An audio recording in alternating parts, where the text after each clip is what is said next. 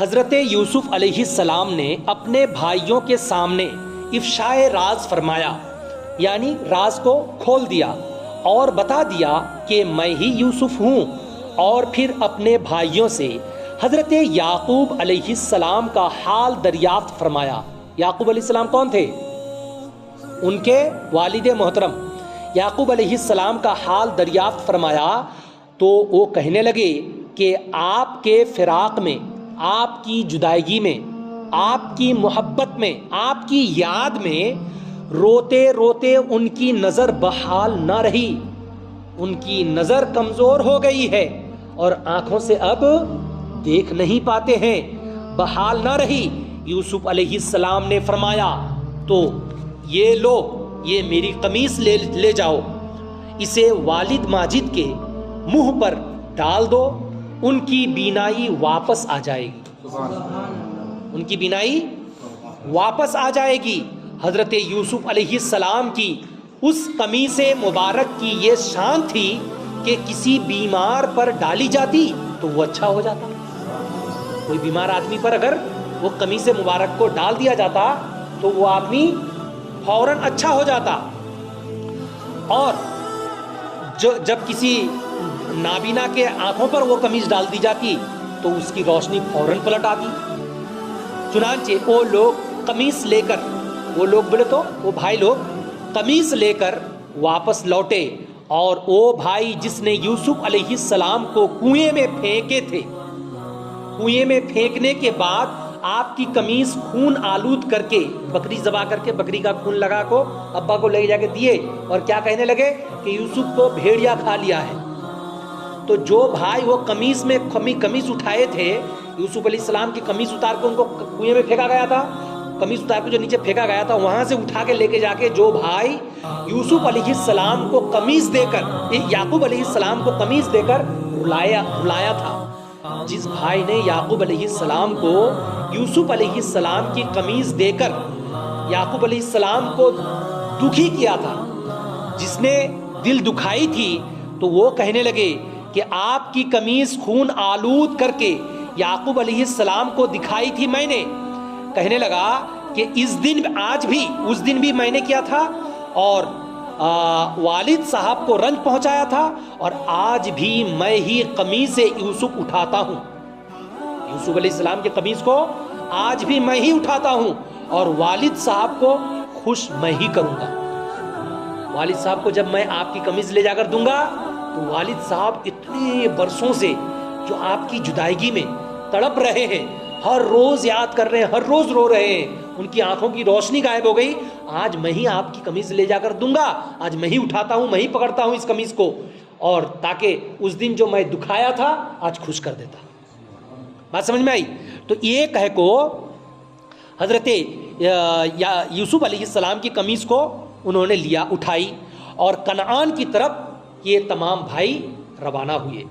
جب کنعان کی طرف روانہ ہوئے، ادھر یہ لوگ جب مصر سے نکلے تو حضرت یعقوب علیہ السلام کنعان میں اپنے اور احباب سے فرمانے لگے، ادھر جب یوسف علیہ السلام کی قمیص لے کو مصر سے نکلے تو وہاں کنعان میں، ملک کنعان میں یعقوب علیہ السلام کہنے لگے آج مجھے یوسف کی خوشبو آ رہی ہے۔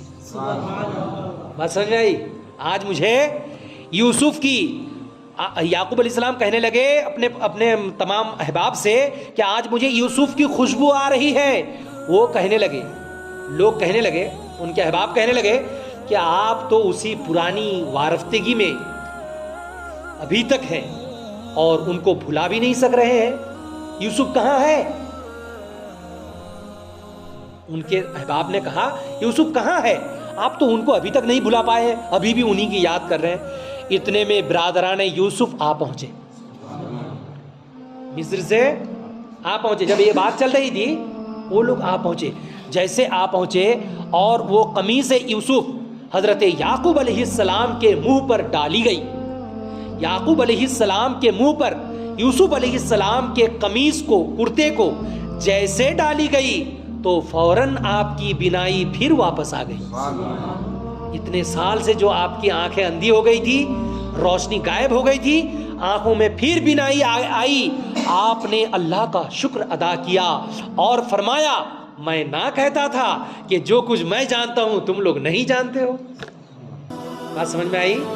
کیا فرمایا کہ میں نہ کہتا تھا جو کچھ میں جانتا ہوں تم لوگ نہیں جانتے ہو۔ اس سے صاف پتا چلا اللہ کے کچھ خاص بندے ہوتے ہیں، وہ خاص بندے جو چیز جانتے ہوں گے وہ عام بندے کو معلوم نہیں ہوتا ہے کہ نہیں۔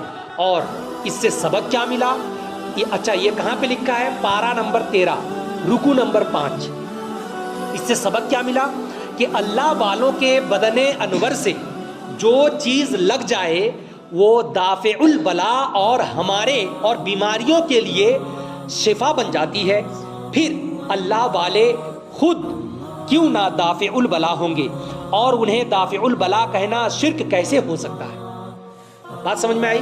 اب آپ بتائیے، مزار شریف میں جا کے ہم لوگ چادر پکڑ کے چومتے ہیں، ہم لوگ اہل سنت والجماعت میں سے ہیں، ہمارے ہاں جائز ہے۔ متبرک چیزوں کو چومنا ہمارے ہاں جائز ہی نہیں بلکہ سنت ہے۔ جیسے یہ پتھر کو بھی چومنا جائز ہی نہیں بلکہ سنت ہے، واجب ہے، اس کو چومنا ہی پڑتا، اور نہ آپ کے حج ہوتے نہیں ہوتے۔ تو وہ حجر اسود کی بات کر رہا ہوں۔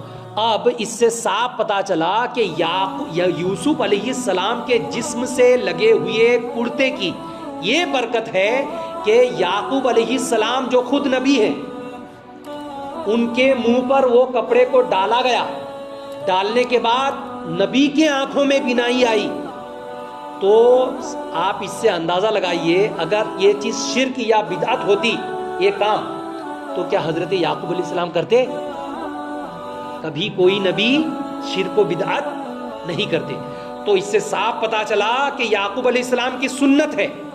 اور یوسف علیہ السلام کو جس وقت حضرت یعقوب علیہ السلام بھیج رہے تھے بھائیوں کے ساتھ بچپن میں، اس وقت ان کے گلے میں ابراہیم علیہ السلام کا کرتا جو نارے نمرود میں پھینکتے وقت حضرت جبریل امی لا کر جنت سے پہنائے تھے کہ اے اللہ کے خلیل آپ اس کپڑے کو پہن لیجئے تو آپ کو آگ نہیں جلاتی۔ وہ جو کپڑا پہنے تھے وہ نسلاً بعد نسلیں حضرت یعقوب علیہ السلام تک کپڑے پہنچے تھے۔ تو وہ کپڑا حضرت یعقوب علیہ السلام نے اپنے پیارے لاڈلے یوسف کے گلے میں پورے کپڑے کو تعویذ بنا کے پہنا دیا تھا۔ اور وہ تعویذ بنا کے پہنانے کے بعد یعقوب علیہ السلام تعویذ بنا کے پہنا کو بھیجے۔ اس سے صاف پتا چلا تعویذ پہننا بھی نبی کی سنت، جائز تو دور کی بات ہے، نبی کی سنت ہے، اور پہنانا بھی نبی کی سنت ہے کہ نہیں؟ ارے ہم لوگ تو ایک چھوٹے سے کاغذ میں لکھ کے تعویذ دیتے ہیں، اور یعقوب علیہ السلام تو پورا کپڑا ہی بنا ڈالے، پورے کپڑے کو ہی تعویذ بنا کے گلے میں ڈال۔ ارے بھائی پورا کپڑا کم سے کم اتنا بڑا ہوتا، اتنا بڑا تعویذ پہنائے حضرت یوسف علیہ السلام کو۔ تو تعویذ پہننا دونوں سنت ہے۔ اور صاف یہ بات بھی سمجھ میں آتی ہے کہ مزار شریف جو اللہ والوں کی قبر ہوتی ہے اس پر جو چادر چڑھائے جاتے ہیں وہ چادر کو چومنا بھی جائز اور شفا والی چیز ہوتی ہے۔ اس کو چومنے سے اللہ تعالیٰ برکتیں عطا فرماتا ہے۔ کیوں؟ اس لیے کہ اس چادر کو ایک اللہ کے محبوب بندے سے نسبت ہو جاتی ہے، نسبت ہونے کی وجہ سے اللہ اس چادر کو چومنے کی برکتیں عطا فرماتا ہے۔ بات سمجھ میں آئی؟ اللہ پاک کی بارگاہ میں دعائیں ہیں، یا الہ العالمین نبی کونین صلی اللہ علیہ وسلم کے صدق دفعل ہم لوگوں کی اس مختصر سی محفل پاک کو اپنی مقدس بارگاہ میں قبول و منظور عطا فرما۔ یا الہ العالمین تجھے تیرے حبیب کا واسطہ ہم لوگوں کو ایک بنا، نیک بنا، ایمانی زندگی، اسلامی ماحول عطا فرما۔ وصلی اللہ تعالی علی خیر خلقہ محمد وعلی آلہ وصحبہ اجمعین، آمین برحمتک یا ارحم الراحمین۔